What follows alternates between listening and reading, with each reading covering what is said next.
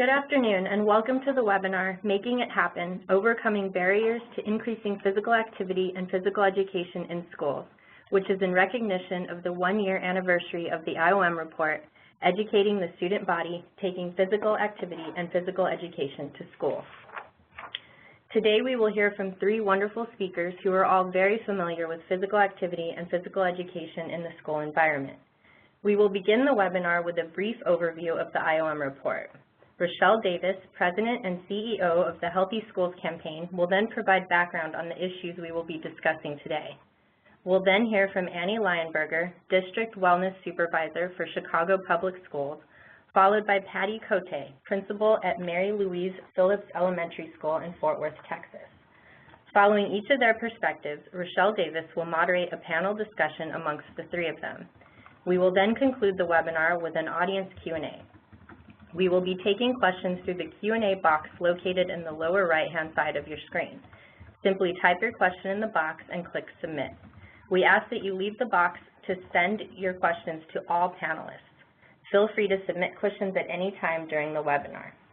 Just a few housekeeping items before we get started. The audio for today's event will be streamed through your computer speakers. This webinar is being recorded. Please understand that any questions you submit may be read aloud and included in our recording. A link to the recording, as well as a copy of the slides, will be posted on our website at iom.edu/studentbody within the week or so. If you have any technical questions during the event, please contact WebEx Technical Support at 1-866-229-3239. Once again, the number for WebEx Technical Support is 1-866-229-3239. Again, this webinar is in recognition of the one-year anniversary of the release of the report, Educating the Student Body, Taking Physical Activity and Physical Education to School. The report provides 6 recommendations, succinctly shown here, for district and school administrators, teachers, and policymakers at the state and federal levels for strengthening and improving programs and policies for physical activity and physical education in the school environment, including before, during, and after school. The committee based each of the recommendations on a set of guiding principles. The principles included recognizing the benefits of instilling lifelong physical activity habits in children, the value of using systems thinking, the recognition of current disparities and opportunities and the need to achieve equity in physical activity and physical education, the importance of considering all types of school environments, the need to consider the diversity of students, the importance of practicality of implementation and accounting for the challenges and barriers that stakeholders face, and the need to base recommendations on the best available scientific evidence and promising approaches. You can read the recommendations and the full report at iom.edu/studentbody. I'd like to thank the IOM committee for all of their hard work and dedication in developing the report. I'd also like to thank the IOM staff and the study sponsor, the Robert Wood Johnson Foundation. I'll now turn it over to Rochelle Davis.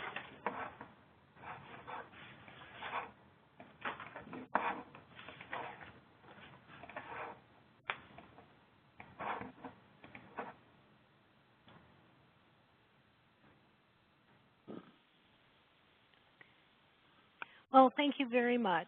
I'm Rochelle Davis, and I am President and CEO of the Healthy Schools Campaign, and I am very pleased to be able to moderate this discussion today around promoting physical activity and physical education in schools across the country.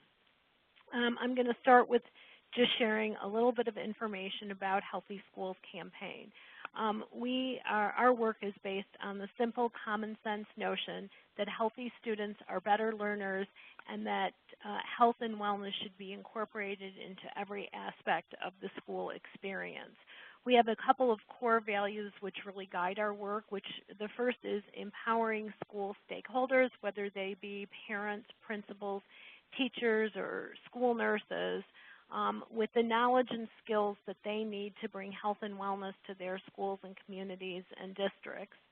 The second core value is really addressing the health disparities that exist in our communities across the country, and making sure that our policies and our programs at the local, state, and national level are really addressing the needs of those students who are at most risk for obesity, diabetes, or other health-related conditions.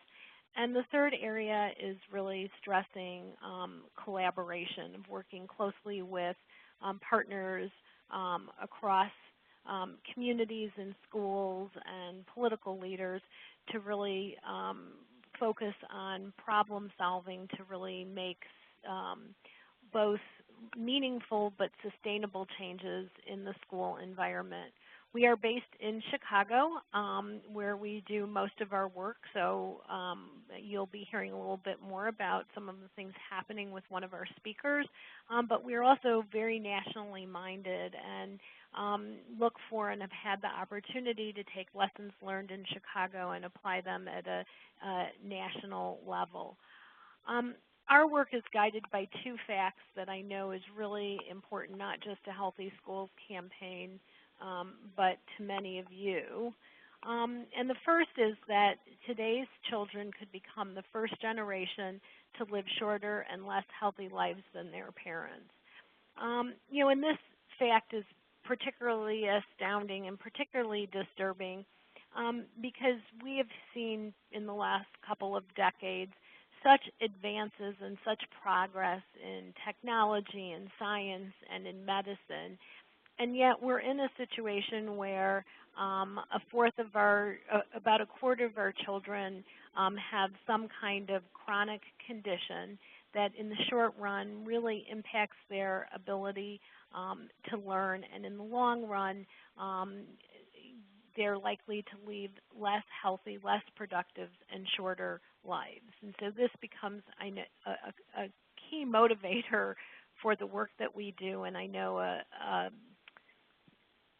fact that you're also very concerned about.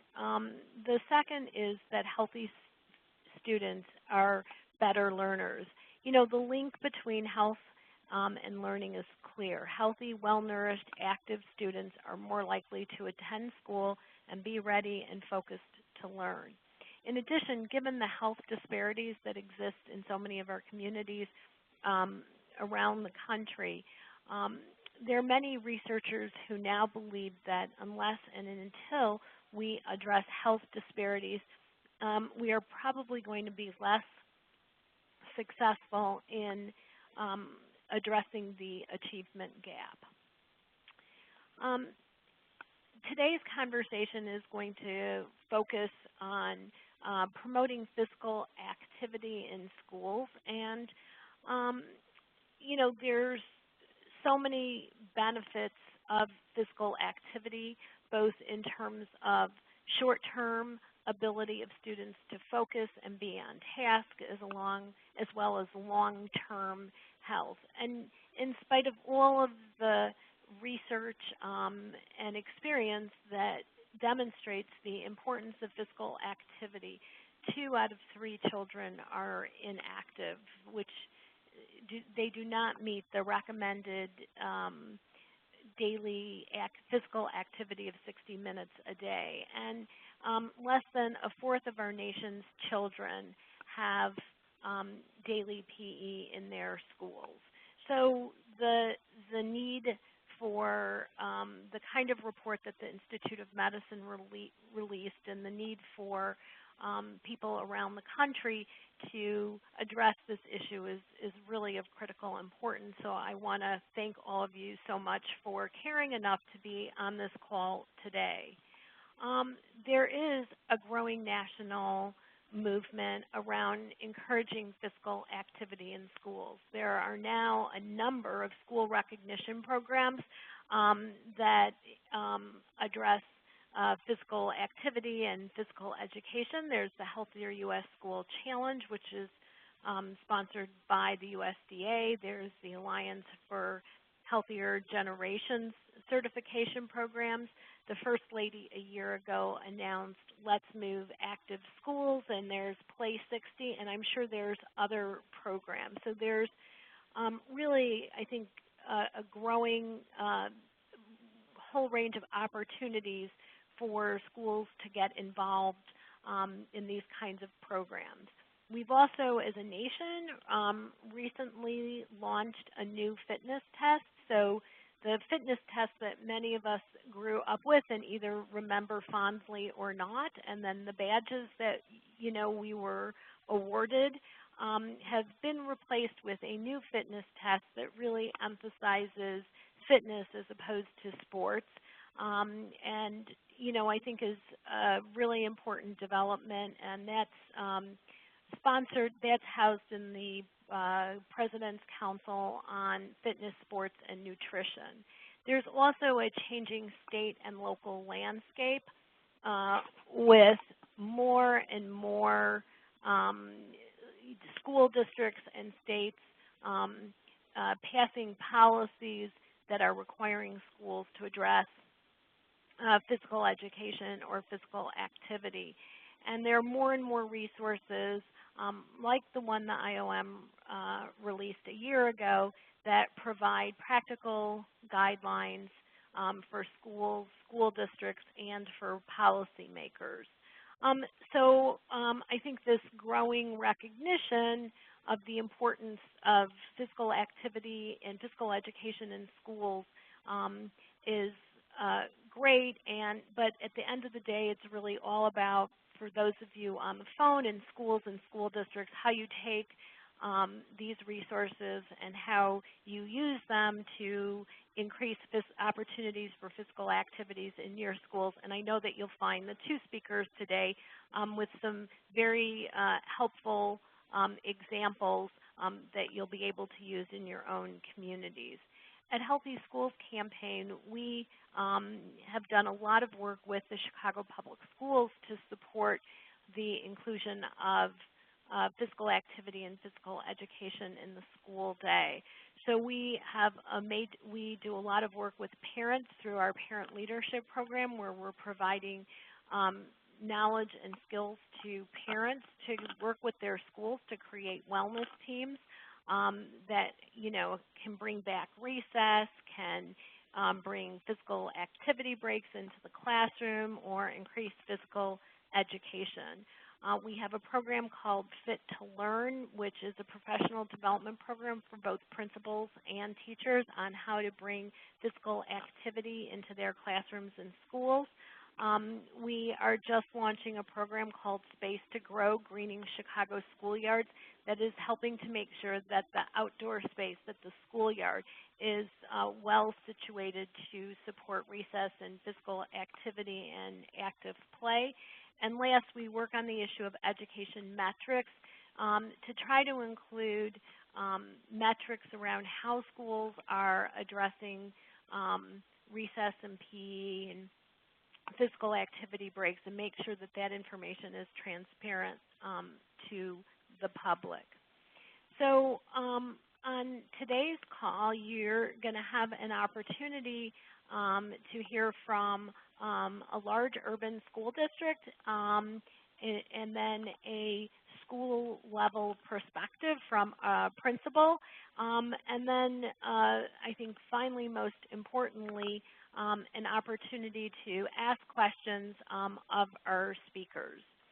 And so at this point, I'm pleased to introduce Annie Lionberger with the Chicago Public Schools, who will share with you their journey to bring physical activity and physical education back into every school. Annie? Great. Thank you, Rochelle, and thank you so much to the IOM and all the participants. It's certainly a pleasure and a privilege to participate today to share some of our work at the Chicago Public Schools to strengthen physical education and physical activity for all of our students. So some of you may know that Chicago Public Schools is the third largest school district in the country with about 400,000 students. and about 650 schools. What you may not know is that nearly half of our students are either overweight or obese.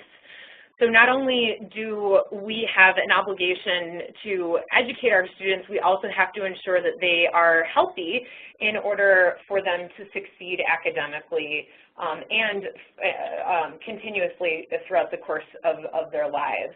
And for that reason, about 2 years ago now, the Chicago Public Schools established the first Office of Student Health and Wellness in the history of the district. And our mission in the Office of Student Health and Wellness is to remove health-related barriers to learning so that students may succeed in college and in life. And our vision is really to serve as a national benchmark for student health and wellness. And hopefully what I will share with you today is the beginning of that journey. So I know I'm probably preaching to the choir here, why physical activity?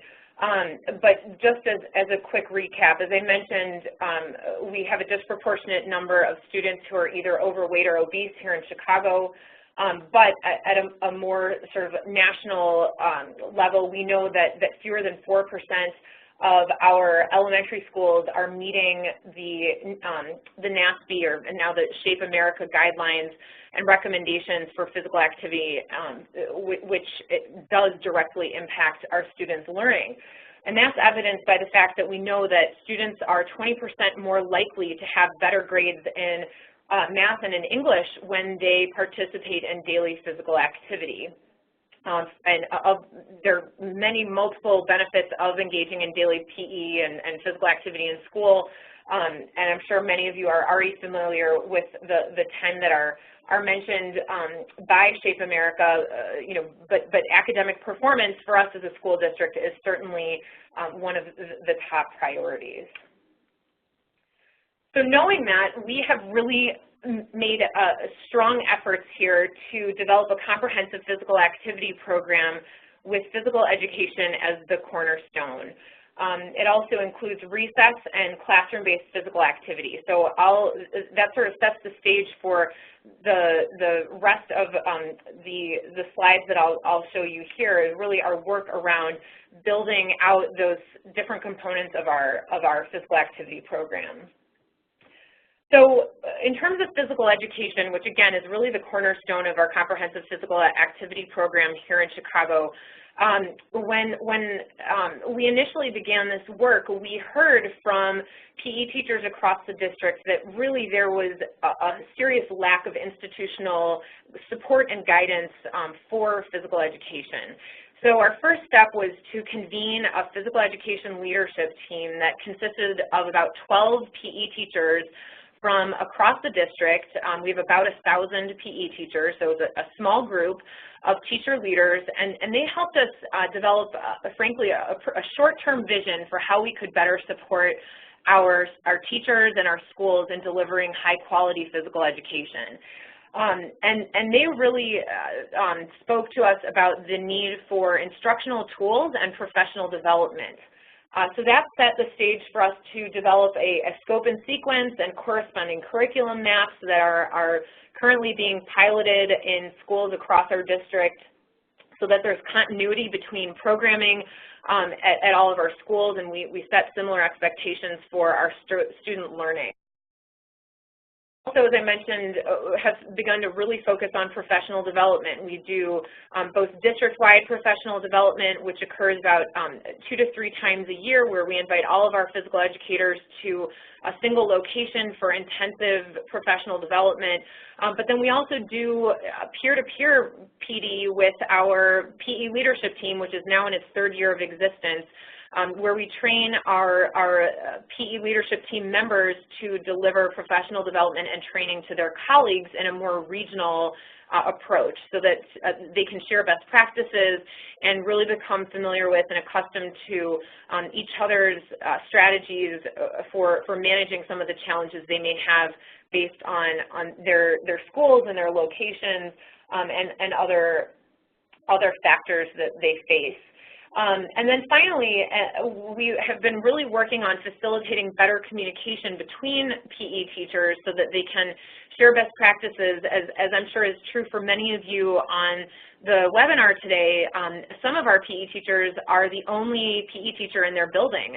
That's particularly true at the elementary level. So they don't have as much opportunity to collaborate with one another and use each other as sounding boards. And so we've developed a tool called PE Exchange, which is a Google group that allows our PE teachers to communicate with one another, share best practices, and we've even seen some great examples of PE teachers sharing resources like bowling balls or golf clubs, so that they can achieve some efficiencies that otherwise they may not have been able to even identify. So that really sort of set the short-term objectives for our physical education program, but we knew that we needed to aim for a longer-term horizon. And so we engaged in a process that we initially called Minds in Motion, but due to some copyright issues, we now have called it the Movement Movement. Where we galvanized about 500 individual stakeholders to help us develop a vision for physical education at the Chicago Public Schools. We engaged teachers, principals, students, parents, university partners, and external organizations, including Healthy Schools Campaign. We conducted research, we had a lot of internal review, and that led to the development of the district's first ever strategic plan for physical education. Which was fantastic. We had a roadmap for where we needed to go. And what it really did, and especially that inclusion of all of those stakeholders really helped us identify 4 major goals around instruction, high quality instruction, around high quality educators that are qualified and trained.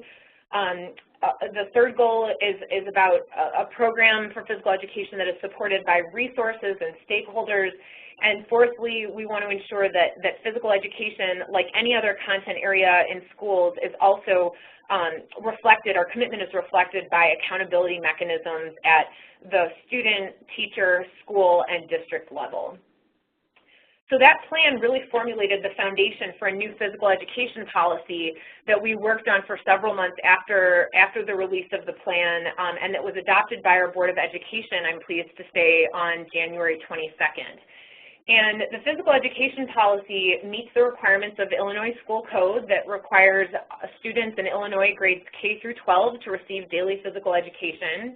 It also transitions our district from a waiver that we've had now for 17 years that has exempted our 11th and 12th grade students from that PE requirement.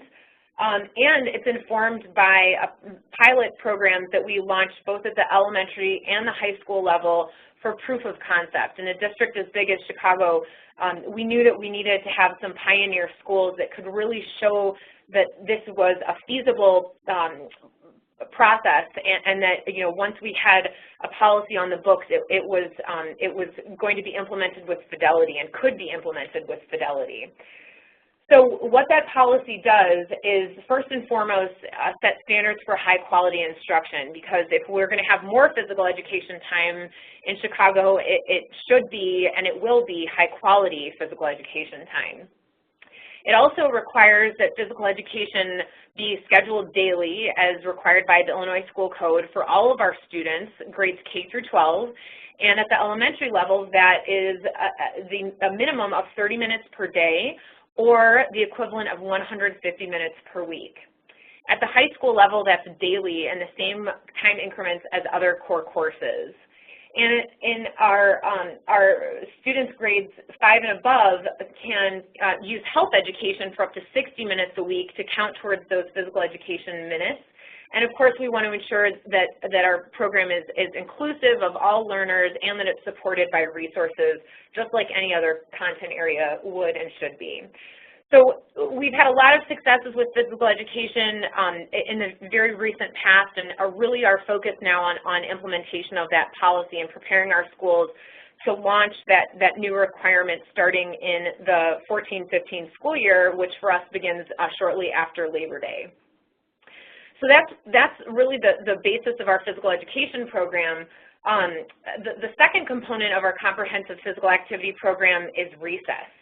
And in the 2013 school year, for the first time since 1978, the district required that every elementary school provide a minimum of 20 minutes of recess per day, which really was doable only because Mayor Rahm Emanuel extended the school day from 5.5 hours to 7 hours at the elementary level. So we had additional time, and as part of that time, every elementary school had to include recess. We then went from having these, general requirements through the full school day to codifying those requirements in our local school wellness policy, which was updated and adopted by our Board of Education in October of 2012. And that policy requires that recess consists of activities that promote physical activity and social skill development. As I mentioned, it has to be 20 minutes every day. It must be non-instructional time. So we've had, if there are any principals on the line, you may be asking, wow, well, can recess count towards that physical education time at the elementary level? And the answer is no. Physical education is instructional time and recess is not. So we also recommend that it be held before lunch if possible, which in some cases due to timing, scheduling, and space constraints is not always feasible. And then really recess should not be withheld as a punishment. Sometimes our students who may be misbehaving in the classroom are the ones who need recess most. And I will say that this has been a challenge in terms of enforcement and one that we are working to address on a regular basis. And then finally, recess should include all students, and particularly those who have diverse learning needs. So a lot of people have thought, wow, you've mandated recess, that's great, so you can just snap your fingers and that'll happen at all of your 470 elementary schools, right? Well, the answer is no. Unfortunately, really re-implementing recess after over 30 years of not having it does take a significant amount of work, and I would say that probably the most essential ingredient in ensuring that our schools are providing high-quality recess is training. And that's particularly essential for those people who are going to be supervising recess. So we have done a lot of training both at the district, the regional, and at the school level for our recess supervisors, who range from anybody from parents to nonprofit organizations that specialize in physical activity and recess in particular. We also sit down with principals and administrators to provide guidance and technical assistance in planning for quality recess. As I mentioned, we do PD for recess supervisors, but we also ensure that classroom teachers get engaged in recess so that they're supportive of it, that they reinforce the importance of recess, and that they are not withholding recess as a punishment. And we really want to engage all school stakeholders, including parents and partner organizations, in supporting our recess goals. So third is our classroom-based physical activity, and this really completes the triad of our physical activity, our comprehensive physical activity program here in Chicago. So our local school wellness policy also recommends that schools integrate 10 minutes of physical activity throughout the day, and it does not have to be a consecutive 10 minutes. Schools can split that time up throughout the course of the day. So this has also been an implementation challenge, is how do you actually operationalize it once you require it or even recommend it? And so our focus has really been on developing easy resources and materials for classroom teachers to incorporate into their school day, and to really reinforce that although it may seem counterintuitive, a lot of our classroom teachers really think that a good classroom is a quiet classroom that is seated and students are doing their work, which it certainly can be the case, but having students up and moving is also something that helps them focus. It can help them increase their concentration. And so we have with a booklet here that we've created called Moving Minutes that includes 25 very easy activities that don't require much preparation or organization. We've really begun to integrate these 10 minutes into classrooms across the district. So that's sort of a general approach that we have taken for physical activity in the classroom. But we've also done a deep dive at 25 schools with our Physical Activity Leader or PAL program. And we've been working collaboratively, particularly with Shape America, to formulate this program. And so really the objective of this program is to build capacity at the school level by conducting train the trainers with the PE teacher and a classroom teacher leader who really takes responsibility for learning different types of activities that can be integrated into the classroom, and then working with their colleagues to ensure that that happens throughout the building. And so a great example of a physical activity leader in our district is somebody who actually took it upon himself to, after going through the training, developed a QR codes. If you're familiar, it's those images that you can use your phone to take a picture of and read, and every day it changes to a different physical activity that teachers can use in their classroom. And he posts the QR code outside the teacher's classroom so that they can easily integrate that physical activity into the course of their day. And as much as possible, we really try to align those physical activities with core content so that we're not only increasing concentration, but reinforcing what students are learning during the course of their day. So as all of you know, in February of last year, First Lady Michelle Obama launched Let's Move Active Schools, which challenges schools nationwide to provide students with 60 minutes of physical activity each day. So we've taken that charge very seriously. We are the President and First Lady's hometown, so we want to make sure that we are responding to their call to action. And that has led us to really bring our comprehensive physical activity plans and each individual component together into a program that we call 30-20-10, which is essentially comprised of 30 minutes of daily PE, which you'll note aligns with our policy for elementary schools, 20 minutes of recess, which, again, is only for elementary schools, but is required by our local school wellness policy, and then 10 minutes of daily classroom physical activity, which equals, of course, 60 minutes of daily PA.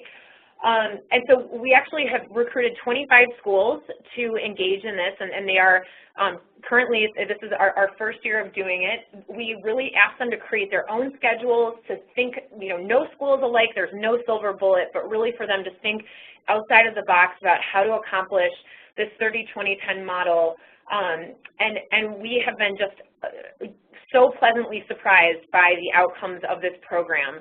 And I'm pleased to report that we're actually working to expand the program to an additional 75 schools over the course of the next 2 years.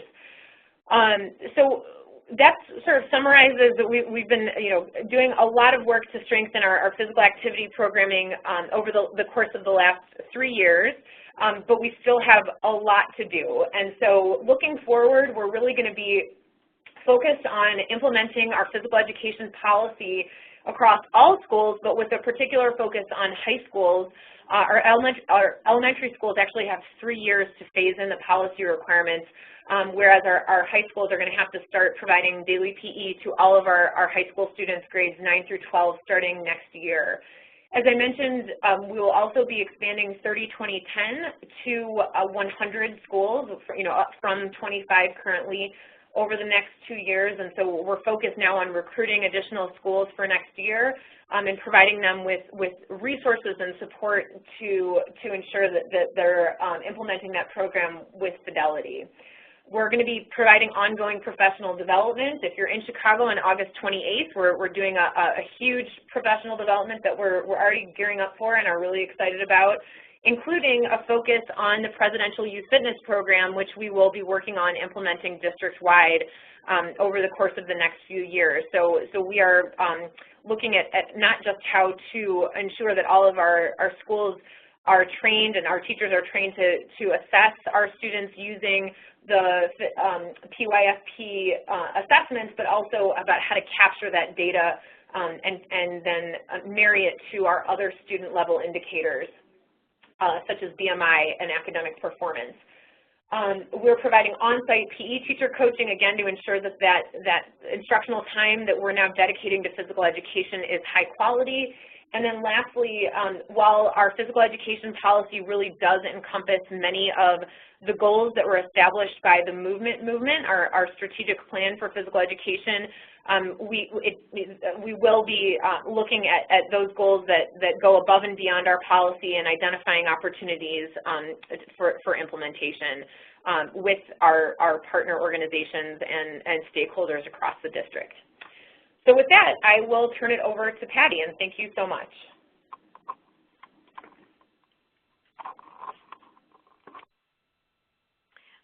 Well, thank you.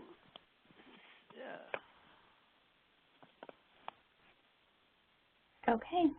Thank you, Annie. And I, too, want to thank the IOM for allowing me to participate today and share just how my campus has overcome some of the barriers that a school faces when implementing policies. The two leading guidelines that I have to conform to is the Texas State policy, which is 135 minutes per week of physical education. And then at the local level, our Fort Worth ISD policy also has 20 minutes of daily recess. I also wanted to share where my passion stems from for wanting to integrate more physical activity into my school. I actually began at our campus 6 years ago, but in July of 2011, I was invited to attend the Urban Physical Education Leadership Summit in New York City, and it was during that time that sort of a light bulb really came on for me about the impact of my students' physical well-being on their academic achievement. And so that's really where I decided that I wanted to go beyond even the 135 minutes of required physical education per week. So, of course, anytime, well, going back to, I just do want to share with you what my campus looks like. We are in a large urban district, Fort Worth ISD.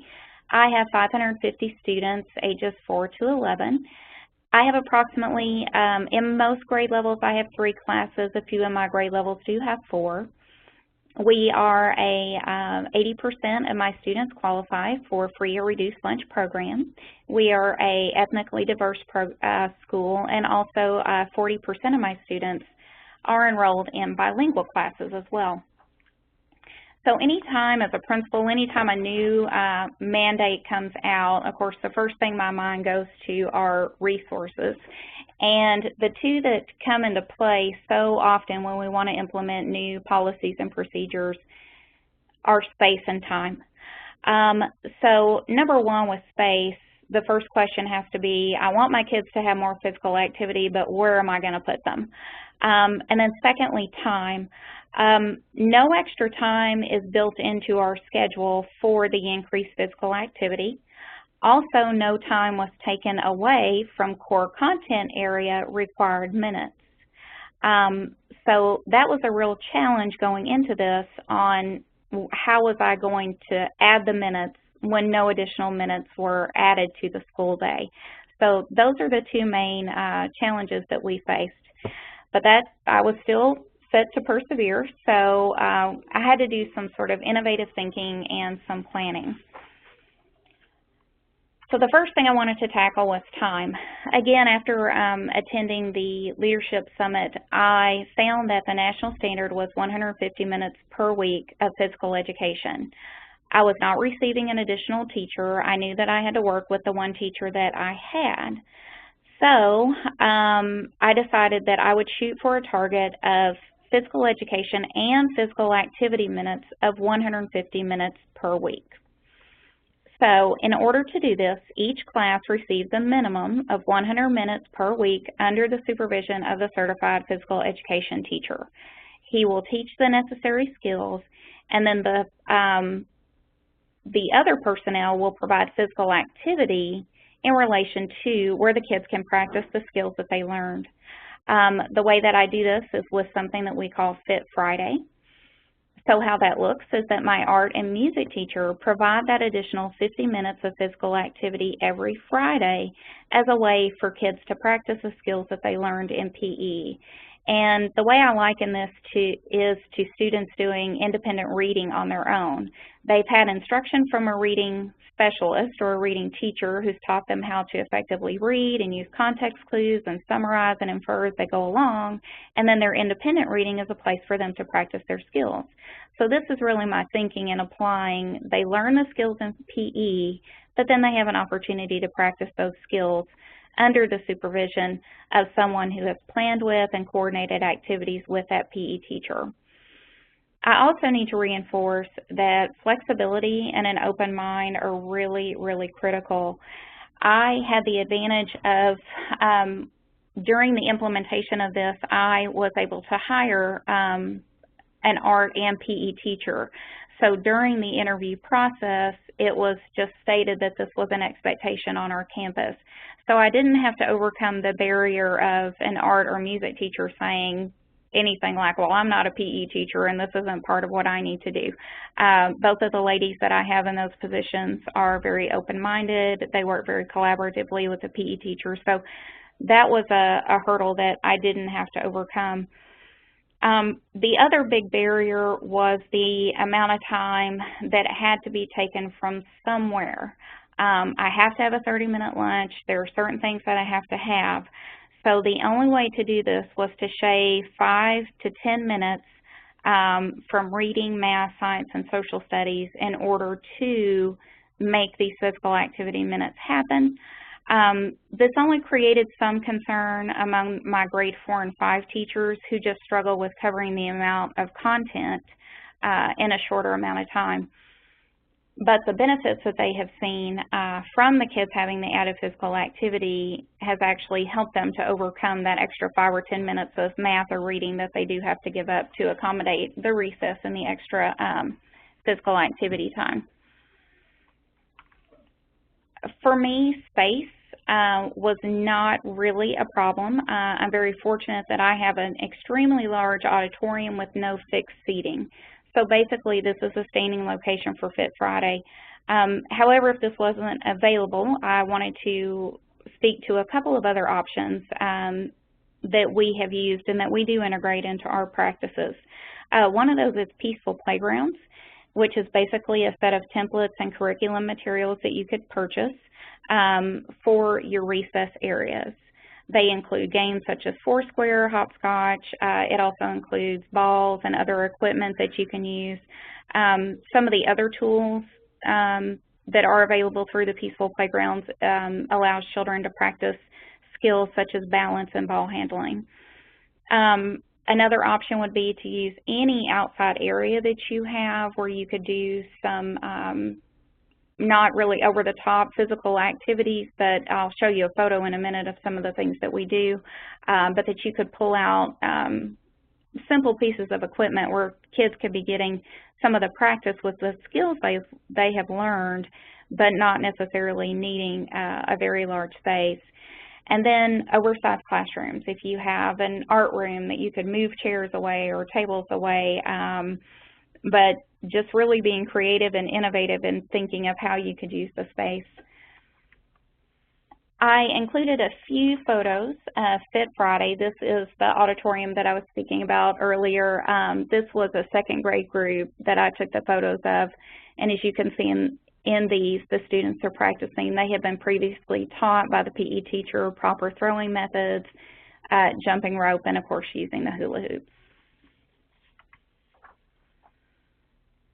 And then lastly, I just wanted to conclude with a few additional wellness activities that we have occurring at our campus.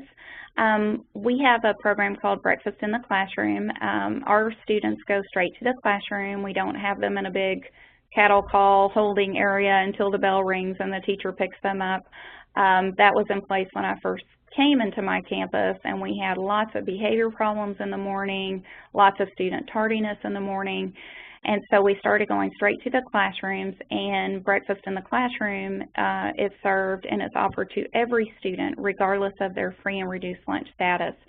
So that has really been integral in reducing student tardiness to school and also making sure all of our kids get a good start to their day with a healthy breakfast.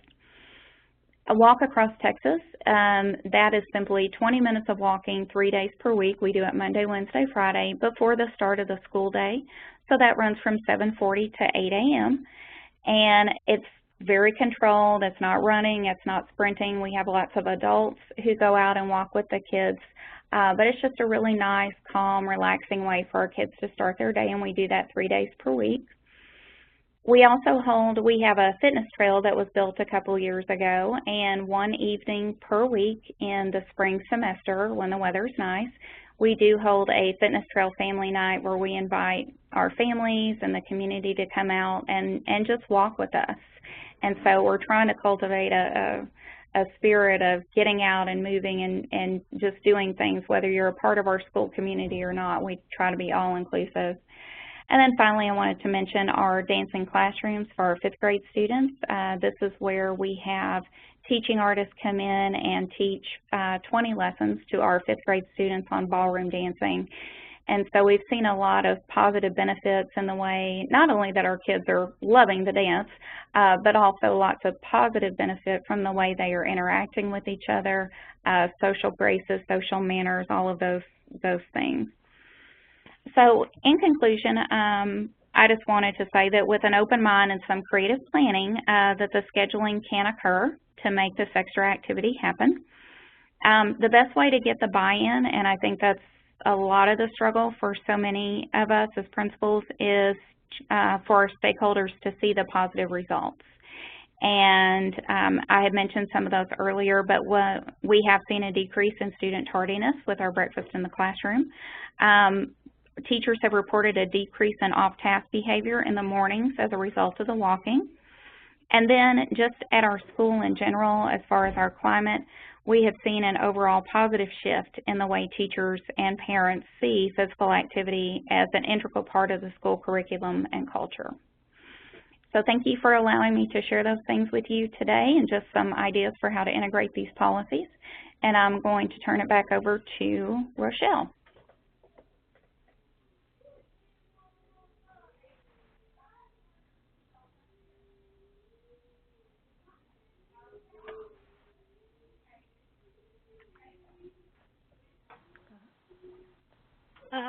Thank you, Patty, and thank you, Annie. Both great presentations, and you know, thank you so much for being such champions in your school and school district. So I'm going to kind of get the discussion part of this webinar off with a couple of questions. The first one is, there's been in general a lot of conversation about the new PE, that the kind of physical education programming that's being advocated and talked about today is really different than the kind of PE classes that we might have gone to. I hear from either Annie or Patty in terms of how you would describe the new PE and what might some of the challenges be of making the transition to a different kind of type of PE program. Sure, this is Annie. I can start. So I would say that the new physical education is really focused on developing students' health and skill-related fitness, you know, and building knowledge and skills for lifelong health. There's also an added focus on engaging students in moderate to vigorous physical activity. You know, so an example is when you're taking attendance, rather than having the students sit down, you know, to take attendance while they're doing circuits or while they're doing a warm-up. And I think part of the challenge is of course, especially in a district this large, is making sure that all of our teachers are, you know, doing some level setting and making sure that they're all on the same page about what the focus of our physical education programming should be. Our instructional tools that I mentioned during my presentation are helping to support that objective, but certainly we want to make sure that everybody has the appropriate training and equipment and knowledge base, frankly, to support those goals. And then also, I would say that it, above and beyond the PE teacher, we really need to make sure that our administrators and our parents understand what the focus of physical education is. It's really not team sports anymore, and making sure that students have the knowledge of the rules of individual sports and are picking teams and things like that. It's about fitness and leadership development, and we want to make sure that our teachers are assessed based on those objectives and not on the old PE approach that I think was the focus for so long. And Patty, did you want to comment on that also? Well, just to say, and I really, the last part that Annie said about how getting parents and principals on board with the new PE and what the focus is, it's really simple little things, and this is fresh on my mind because we just did it last Friday, but our field day.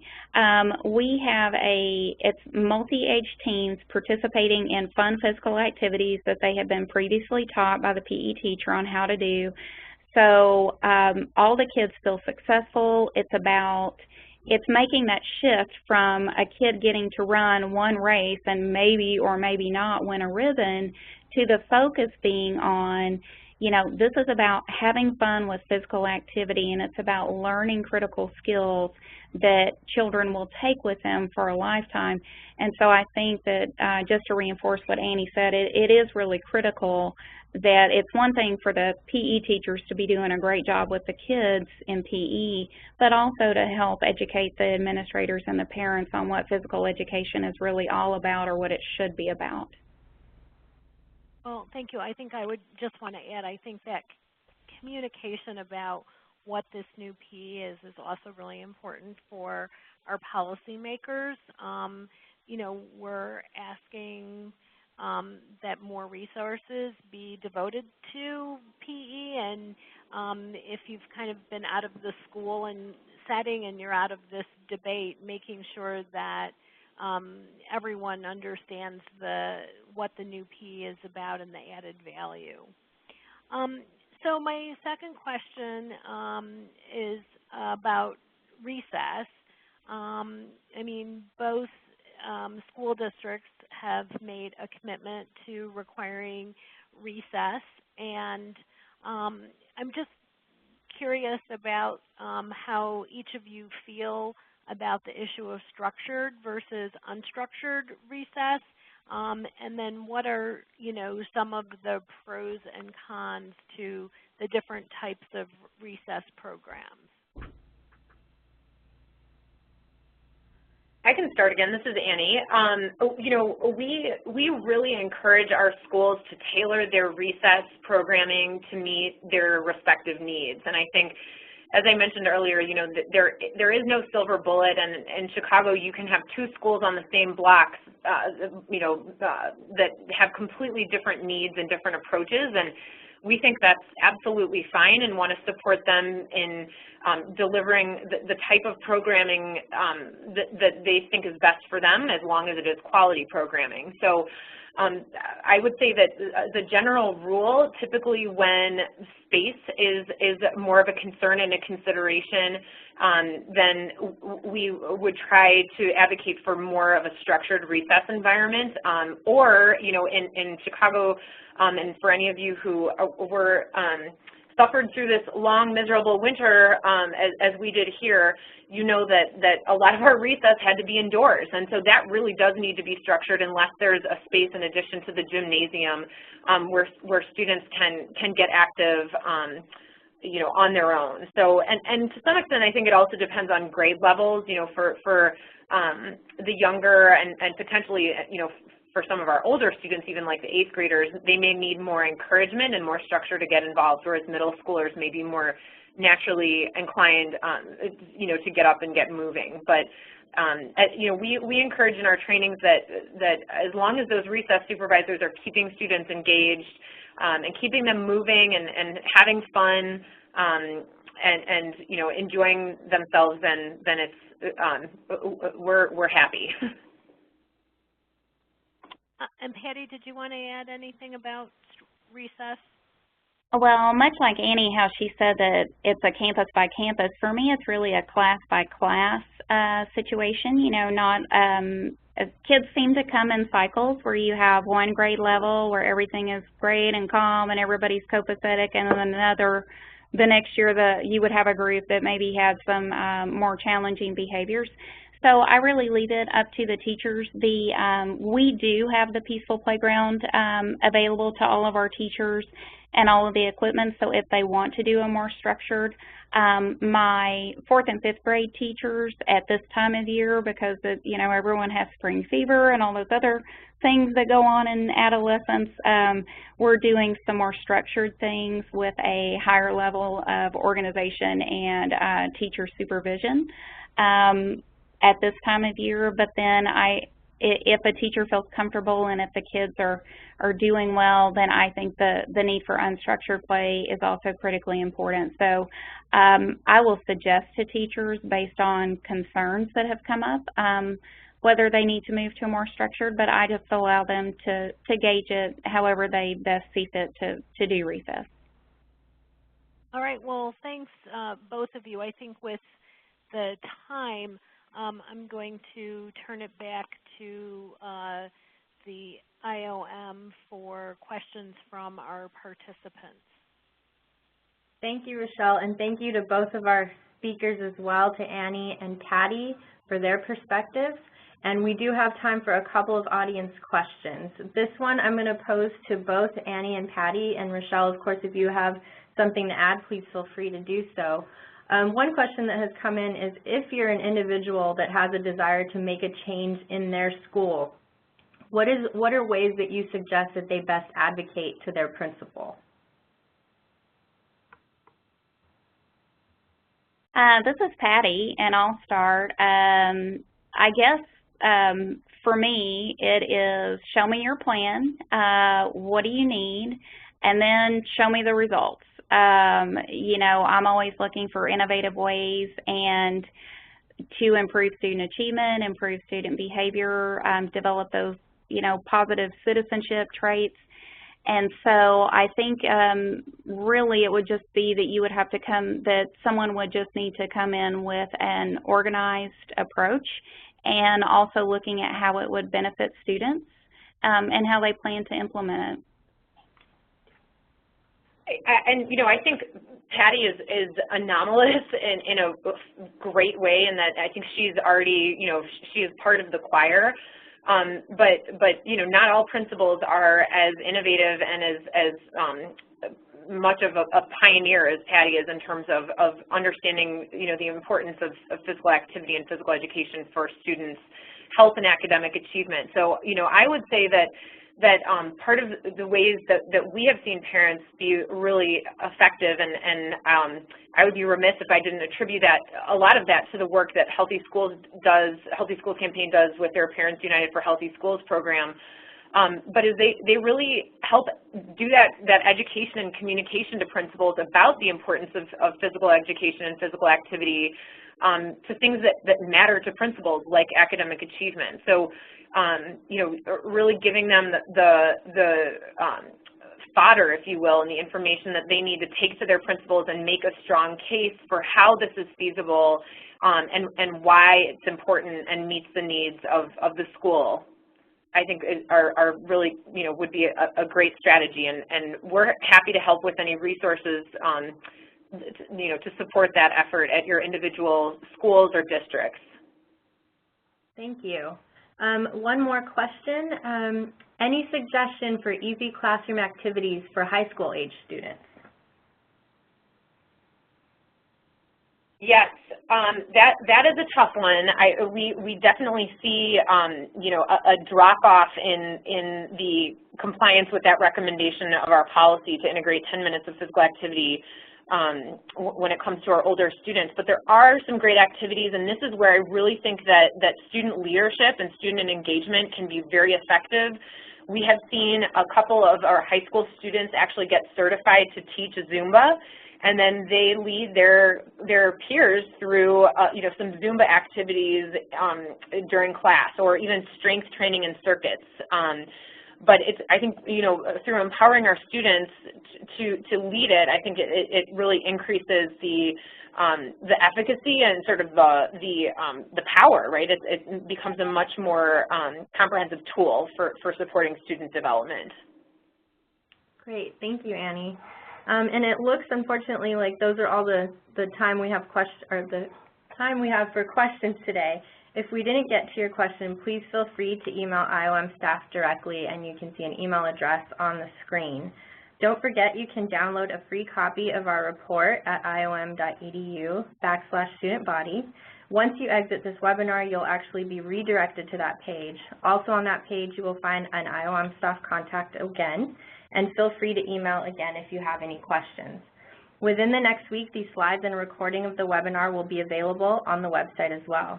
With that, I'd like to thank our speakers, Rochelle, Annie, and Patty, and thank all of you in the audience for participating. We will be sending out a brief survey later today about your webinar experience, and we would love to get your feedback. So please help us out by completing the survey. Thank you, and have a great day.